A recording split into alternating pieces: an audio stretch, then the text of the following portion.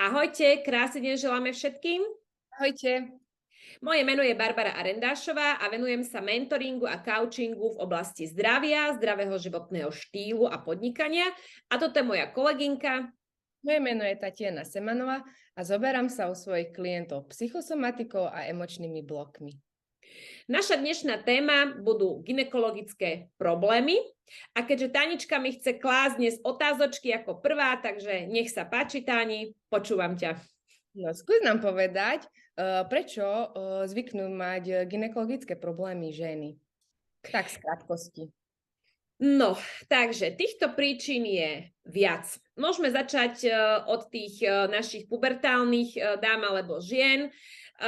Problém u nich je buď hygiena, ktorá je nedostatočná, alebo hygiena, ktorá je prehnaná, ale samozrejme vlastne v tejto hygienickej oblasti môžeme pokračovať aj ďalej, takže nie je veľmi dobré, samozrejme, ak tá hygienická stránka u tých žien je prehnaná, to znamená stále nejaké výplachy, vložky nosia, ja neviem, starajú sa niekoľkokrát cez deň, sa sprchujú a dávajú si rôzne vaginálne tablety a tak ďalej, aby sa vlastne postarali o tú svoju mikroflóru. No a na druhej strane sa tá hygiena zvykne zanedbávať, napríklad aj čo sa týka sexu. To znamená, pred sexom nie je žiadna hygiena, alebo napríklad aj po tom sexuálnom styku. Niektoré ženy nedbajú na to, aby napríklad vbehli do tej sprchy, a takisto je to aj u mužov.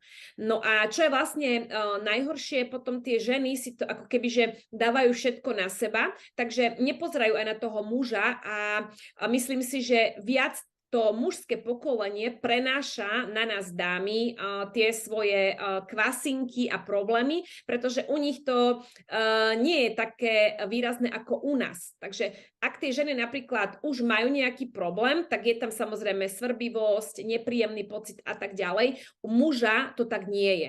Hej, už až keď majú nejaké vážne problémy, nie síce gynekologické, ale majú. Takže môže to byť samozrejme hygienou. Ďalej. Čo sa týka toho sexuálneho styku, myslia si napríklad ženy, že stačí, keď používajú antikoncepčné tabletky, len aby vlastne oddialili to tehotenstvo a nechránia sa kondómom. Kondóm tam nie je na to, iba aby sme zabranili tomu tehotenstvu, ale aj aby sme sa chránili, hej, pred rôznymi vírusmi, baktériami, chorobami a tak ďalej. Takže tá hygiena by tam mala byť aj skrz tohto hľadiska. Ďalej, existujú dva druhy žien. Jedni sú tie, ktoré sa príliš vlastne starajú o svoju figúru, postavu, cvičia, držia rôzne diety. Nie je to veľmi dobré, pretože máme také tej rovnováhe v tom strede, pretože poznám ženy, ktoré napríklad sú fitnessky, holdujú rôznym dietám a vôbec nejedia, hej, takže vlastne tam potom vynecháva aj menštruácia, sú to vlastne potom rôzne aj tie stresové veci, prekyslenie, takže nastávajú gynekologické problémy. No a na druhej strane sú to ženy, ktoré nedbajú o svoju stravu, takže aj s nadváhou, s obezitou ten gynekologický problém sa stále zväčšuje. Stres vlastne pre každého jedného človeka znamená veľa kyseliny močovej v tele, či je to vlastne nestíha ani obličky potom detoxikovať, ani pečeň, takže celé telo je zaplavené našimi slávnymi kyselinami. No a pre kvasinky, vírusy, baktérie je to najkrajšia živná pôda, takže vlastne preto tam potom vznikajú tieto gynekologické problémy. Ďalej, vysoká miera cukru v strave, ale aj v pitnom režime. No a pozerám na môjho ťaháka, čo to ešte mám napísané. Takže antibiotická liečba a rôzna liečba u gynekologov, pretože keď má žena vlastne opakované tieto problémy, tak samozrejme rýchlo vyhľadá lekára a ten potom samozrejme píše, lebo tá kvasinková baktéria napríklad prešla už od toho bakteriálneho infektu, takže potom sú tam nejaké zápaly, takže taký ten kolotoč, hej, antibiotika, vkladacie tablety, jedno s druhým, stále to vlastne cirkuluje dookola, ale problém v podstate nie je vyriešený, lebo nie je v pošve, ale je v črevách. Zaujímavé. A vedela by si nám povedať nejaký príklad, určite už veľa si počula príbehov u svojich klientov, ako to a oni riešia, hej, kým nevyhľadávajú lekárov, alebo ako to doma riešia sami, keď to chcú vyriešiť, ten problém gynekologický. A čo im ty odporúčaš potom, ako to vedia zmeniť? No, tak tých príbehov je za mojich vyše 10 rokov v tejto branži mnoho a mnoho. Niektoré sú aj úsmevné, samozrejme pre tie klientky ani tak veľmi nie ako pre mňa, ale potom samozrejme, keď ten problém vyriešime, tak sa smejeme z toho spolu. Mnoho žien kliká na Google, na internet, sú v rôznych skupinách, kde si vlastne radia medzi sebou, ale tak prekvita tam jedna múdrosť pred druhou, aj keď nehovorím, že všetky sú proste zlé, ale viac menej začínajú cez tie babské recepty, takže robia si rôzne výplachy s bylinkami, sedacie kúpele, ďalej používajú acidofilné mlieka, biele jogurty, ktoré si dávajú vlastne zvonku, ale takisto aj zvnútra. Proste áno, sú to babské recepty, kedy to fungovalo, lenže už aj to acidofilné mlieko dnes je proste pasterizované mlieko, kde sa tie probiotické kultúry ani nenachádzajú, takže ťažko s týmto niečo vyriešiť. Ďalej vlastne kupujú si v lekárni rôzne tie vkladacie tablety, čípky, lebo myslia si, že je to vlastne iba o tej mikroflóre v tej pošve, lebo tak im to stále tvrdia napríklad aj v tej lekárni, ale nepozerajú na to, ako sa stravujú, aký majú pitný režim, aký majú životný štýl a vôbec nič im nehovorí to, kde vlastne tá imunita sa nachádza a to sú presne naše čreva. Takže odtiaľ treba začať, ak riešime každý jeden zdravotný problém a takisto samozrejme aj gynekologicky. Čreva sú samozrejme blízko tých našich ženských orgánov, takže všetky tie kvasinky, plesne a tak ďalej sa potom cez tú našu krv dostávajú aj do tých ženských orgánov, takže tam je potrebné začať. No a teraz, áno, aj to niektoré vedia, takže idú detoxikovať organizmus, to sa mi veľmi páči. A potom začnú také, že idem si urobiť detox na vaječníky, na maternicu, to keby si počula, čo som ja už všetko počula, tak to je celé zlé. Detoxikujú pečeň a akože tie samotné orgány, ako keby, že po samom, hej, telo vlastne je komplex, čiže tam nemáš detoxikovať jeden orgán. No a nevedia, hej, že ako, tak potom pijú žihľavové čaje a ja neviem všetko možné, alchemilky a myslia si, že týmto vyčistia čreva, robia klistýry napríklad, hej.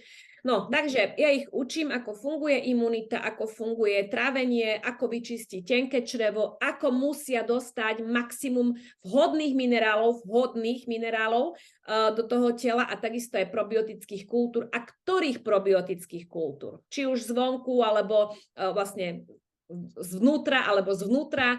Takže učím ich to, ako vlastne pracovať s tým telom, ako vyčistiť to telo. No a samozrejme aj čo sa týka tej hygieny, čo používať, lebo používajú nezmyselné rôzne mydlá z marketingu, z reklamy, ktoré vôbec nepomáhajú. Takže čiže ukážeš aj správny prístup, aj postup v podstate, že ako to vyriešiť, keď už vlastne skúsili všetko doma a nefunguje to tak. Áno. A už skúsili samozrejme gynekologov, už skúsili kožných lekárov. Sú tam rôzne už aj onkologické potom vírusy, HPV vírusy, opakujúce sa, zlaté stafilokoky a tak ďalej, ale bohužiaľ ani lekár asi nevie, ako funguje trávenie, pretože nemôže ich nastaviť na 122 liekov, pretože aj tie antibiotika samozrejme prekysľujú ten organizmus, no a nezaberajú tie antibiotika na tieto druhy, napríklad baktérií, takže aj tým, že vlastne opakovane sa liečia, tak opakovane vlastne to črevo dehonestujú a tá imunita tam potom nebola vôbec žiadna a už potom nie je úplne, že žiadna, takže takto to funguje vlastne so mnou.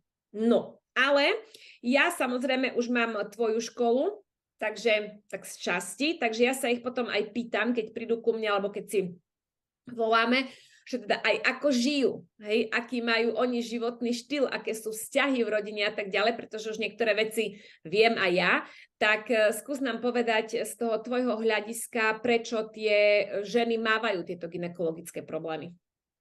Tak z krátkosti to posnažím sa vysvetliť. Tak väčšinou každá žena, ktorá má tento problém, vznikne tam čiže zase nejaký emočný blok, kde vyhľadáme, že kde to je, ale väčšinou sú to ženy, ktoré zažili nejaké zlyhanie ako žena, necíti sa ako žena, má odpor sama k sebe ako žena. Má to viacej faktorov z vonkajšieho prostredia, hej, mohol im niekto niečo povedať také, alebo muž doma ponížiť nejako, alebo aj rodičia v pohode to mohli byť, alebo aj nejakí kamaráti. Čiže je tam emočný blok zo zlyhania ako žena. Má na seba hnev, čiže vyskakuje to potom aj u gynekologických problémoch. Samozrejme, dokiaľ nepochopí to, že to už nepotrebuje a že je super taká, aká je. A to je asi tak všetko z krátkosti, čo by som o tom vedela momentálne povedať, lebo je tam toho viacej, ale to už s každým jedným si preberám, že čo tam vlastne bolo také bolestivé a čo si stotožnili vlastne v svojom živote, že to tak je a pritom to tak vôbec nie je. Super. Dobre, tak ja si myslím, že vyčerpávajúca odpoveď z jednej aj z druhej strany. Ak máte k tomu nejaké otázky, podnety, dotazy, ak sa vám naše videá páčia, lajkujte, klikajte, posielajte srdiečka, správy, dotazy, zdieľajte nás, budeme veľmi radi, ak sa tieto informácie samozrejme dostanú do celého sveta a ľudia a ženy budú zdraví. Takže majte krásny deň, do nasledujúceho videa. Ahojte! Ahojte!